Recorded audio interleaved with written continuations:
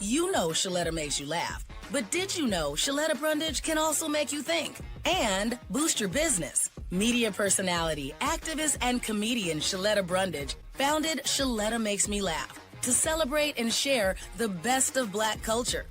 It's a podcasting platform. You can download 10 weekly podcasts hosted by African American subject experts at ShalettaMakesMeLaugh.com or wherever you find your favorite podcasts. ShalettaMakesMeLaugh.com is also a production house, creating broadcast quality commercial content. And Shaletta and her team of storytellers create powerful promotional campaigns to get businesses the brand awareness they're looking for. Some of Minnesota's top businesses trust Shaletta, and you can too. Get out the word about your events and products and get in front of communities of color with ShalettaMakesMeLaugh.com. She's got the power to help your business. Want your boss to put some real action behind the rhetoric when they talk about making your workplace more inclusive? Find out how to hold their feet to the fire and demand diversity on the Diversity Dude podcast. Hello there. Welcome back to the Diversity Dude podcast. I'm your host, Lambert Fisher, marriage and family therapist, award-winning author, and national speaker on the topic of multicultural awareness and diversity. And for those of you who are interested in even more positive and encouraging tips and strategies beyond what I share in podcasts like this, then feel free to check out my award-winning book, Diversity in Clinical Practice, nationally recognized for the unique way in which it addresses the often difficult topic of multicultural awareness and diversity, designed for more than just therapists. If you're a helping professional in any way, Diversity in Clinical Practice can help you meet the greatest variety of cultural needs possible for those whom you serve. And if you haven't heard it yet, I invite you to visit TED.com and check out my talk called What to Do When You Offend Someone, where I offer positive and practical perspective on how to navigate unintentional offenses in daily life. To date, it's been viewed over 500,000 times. Check it out for yourself, and if you're encouraged by it as well, share it with a friend. Now, whether it be through my one-on-one relationship building efforts as a therapist or my empowering and informing efforts as an author speaker, know that my personal mission is to do my part to improve the world one strengthened relationship at a time. So, today I want to share with you an encouraging perspective on avoiding spreading misinformation. Now, as I think about this great opportunity I have to have your listening ear for these brief podcast moments, offering insights and perspectives intended to encourage you and to positively impact your personal and professional relationships, I also know that one of the many challenges to doing so is the sheer abundance of misinformation available to be shared. After all, how can we encourage healthier exploration of the implications of culturally relevant information if we don't have accurate information to explore in the first place? As it relates to this Diversity Dude podcast in particular, cultural misinformation includes oversimplified, distorted, or even emotionally manipulated narratives about cultural groups, traditions, or identities and the life circumstances that impact them. This comes in mind today because during a recent podcast, I explored the implications of the U.S. Coast Guard changing its hate symbol policy such that swastikas, nooses, and other hate symbols would now be downgraded to merely potentially divisive. This information came as a result of investigative reporting from the Washington Post, as well as being picked up by media outlets around the country and beyond. Following that podcast, a trusted friend shared with me a new report that declared that the first report was misunderstood and that the language the Coast Guard used in their proposal was admittedly confusing, but that the Coast Guard now disputes the claims, clarifying that swastikas, nooses, and other hateful symbols will remain unacceptable and strictly prohibited and are still considered hate symbols and not merely potentially divisive. Now, on one hand, since I hate the spreading of misinformation, this update was very much appreciated. I was glad to receive it and glad to share the clarification just as much as I shared the initial report. Similarly, I was glad to hear that the initial report and its far-reaching implications might not be as threatening or damaging as initially reported. And still, on the other hand, this reassurance was short lived, as just before my recording this message, the same source that reported the backlash in the first place and the reassuring statements also acknowledged that the original proposal had just been pushed through without revisions of the controversial issue. At the end of the day, with all the back and forth, there's the uncertainty of the reliability of the information itself, let alone the sources that shared it and the original people who did the report in the first place. It makes it difficult for anyone hearing these things to know how to respond, or even if an appropriate response exists at all. With that in mind, because I cannot guarantee that you will never encounter misinformation in your daily lives, I would like to offer you a few things to consider to help you navigate whatever information you do encounter in hopes that you'll be able to respond in the healthiest way possible. The first consideration is this: always consider the credibility of the information source. In the most recent case, it was reasonable to consider the Washington Post as a credible source, and for what it's worth, I still do. While not always 100% guarantee, there is often more reason to trust professional reporters than random individuals and social media and other sources like that. To be clear, this is not because a job title or responsibility makes that person right, but because there's often a standard of accountability professionals are expected to live up to that the rest of us individuals are not bound by. And yet, since humans are fallible, even professionals can gather inaccurate information and thus share it, and maybe simply incomplete information that may change despite their best efforts. Hopefully, they're doing the best they can and owning its value alongside of its imperfections and encouraging you to make your own conclusions about the facts that they share. Also worth consideration is the possibility that sometimes the facts themselves change, making the initial information shared not false when reported, but no longer true based on new information. This distinction is also evident in the Coast Guard's initial reactive response, some using language that conveys that the initial report was misunderstood. The report didn't reflect their real intent, and thus they were clarifying that what you thought would happen is not indeed what was going to happen as feared. And yet, even before the most recent update, other language at the time conveyed that following the backlash from the public finding out about the proposed changes that would have happened anyway, and still did, the Coast Guard reversed course on what they had planned to do all along, but was trying to reassure the public to avoid the backlash. So, what's the truth? Was it planned all along? Was it manipulation? With all that being the case, what it is a misunderstanding in some kind of way of what was to be conveyed.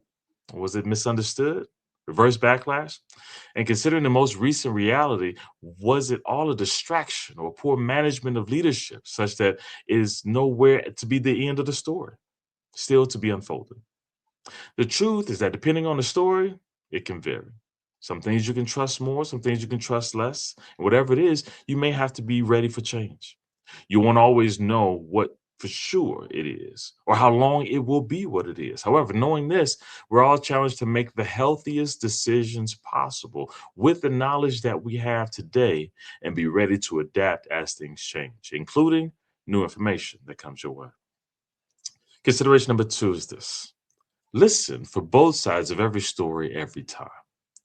As I alluded to earlier, even credible sources are human and thus fallible. And that means that biases and skewed views often impact even how legitimate stories are told. Sometimes this skewed perspective is intentional, with people doing their best to spin the facts to fit their narrative. And consequently, not only do you get to believe their side is right, they hope, but also that anyone else saying anything differently is on the wrong side, they hope. Needless to say, there are often many people on the other side saying the exact same thing. It's because of this that I recommend that you resist the temptation to simply believe the first perspective you hear, no matter how convincing it may seem. Now, who you believe is up to you, but you don't have to doubt or minimize it as a whole, but you can sincerely hear it as one of the many possible perspectives, and then intentionally explore other perspectives to see how well it holds up. Sometimes you will hear other perspectives that make the initial perspective understandable from that person's perspective and point of view, but not as convincing outside of it. And other times, the more you learn, the more you find credibility for the original point of view, ultimately making you feel better about joining that line of reasoning. And it's commonly known in the sales world that it's really a good idea to accept an idea from anyone who is adamant that you must not listen to anybody else but them. Similarly, I say to you, listen to as many sides as possible. Ask critical questions and decide for yourself where you will stand, not once for all, but one decision at a time. And finally, for today, consideration number three is this: be intentional about the information you share with others. Whether or not you think of yourself as an expert, your words have power. Not only are there people around you who trust you, but because others are navigating this uncertain world as well, grasping for the accuracy and truth wherever they can find it, just as you are, you may have the power to influence someone else's perspective of reality. Or to put it more simply, you may be the source someone else references when they relay that information to someone else and say, I heard from somebody I trust. All based on casual conversations and seemingly innocent talk. Because of this and the far reaching impact you can have on others' lives, I strongly encourage you to be intentional about the information you share with others. Now, you won't always be perfect. New information arises all the time. Things change, and your source may not have received 100% accurate information as well, but you can commit to trying. Alongside of soaking up whatever you can from wherever you can commit to filtering the baseless talk from the more credible and founded facts. And then, when things change, instead of judging others or yourself for the audacity of imperfection, own any errors or the need to update, and then move forward with the new information that you have, because that will be the new best information available at the time. With all this being said, my hope for you is that you would do your best to accept the evolving nature of culturally relevant information, and all information, to be totally honest. Listen for and resist unintentionally skewed or intentionally manipulative information. Look for and try to understand both sides of any controversy, even if you already have a side you feel strongly about, and then use discernment in deciding what information you will share with others. This not only impacts you and what you add to the world's perspectives, but also it models and encourages and empowers others to do the same. And if we're all being cautious and measured, while also making the most of what we have and owning our imperfections along the way that judge less and instead produces more flexibility and modification, then there will indeed be reason for hope as we move forward. While still not perfect or complete, we will have the information we need to make the best decisions possible, one day at a time. And with that, I'll say thanks again for listening to today's Diversity Dude podcast. If you have any pressing diversity-related questions that you'd like me to address on an upcoming podcast, or if your organization is in need of a shame-free and empowering guest speaker or training on this often sensitive topic, then feel free to reach out to me directly at diversitymadesimple.com. And if you found this podcast message insightful and positive, then be sure to like and subscribe so I'll know which topics you'd like me to share more about in future podcasts. And if you know anyone else who can benefit from a positive and encouraging perspective on this often difficult topic, feel free to send them a link to this podcast or share with them my award-winning book, Diversity in Clinical Practice, available at Amazon.com. And don't forget to visit TED.com. Check out my talk on what to do when you offend someone. I hope it inspires you and that you share it with somebody else so that they can be inspired as well. And as usual, I look forward to addressing as many topics as possible in future podcasts to help you improve as many relationships as possible at work, at home, and in your community. And as always, remember this: you don't need to know everything about everyone in order to have a positive impact on someone. Thank you all for tuning in, and have a great day. Tune in each week and find out how to demand and implement diversity at your job.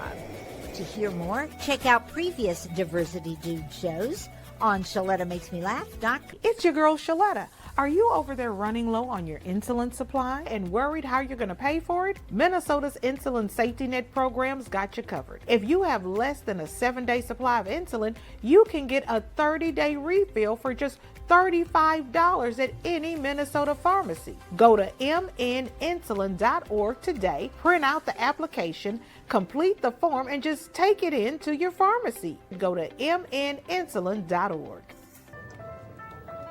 I drew you this year. Oh, I love scratch games. Thank you, Mark. You're welcome, Tabitha. They're so sparkly. Festive, right? You know it's a good gift when it's hard to let it go. Kinda wish I drew myself.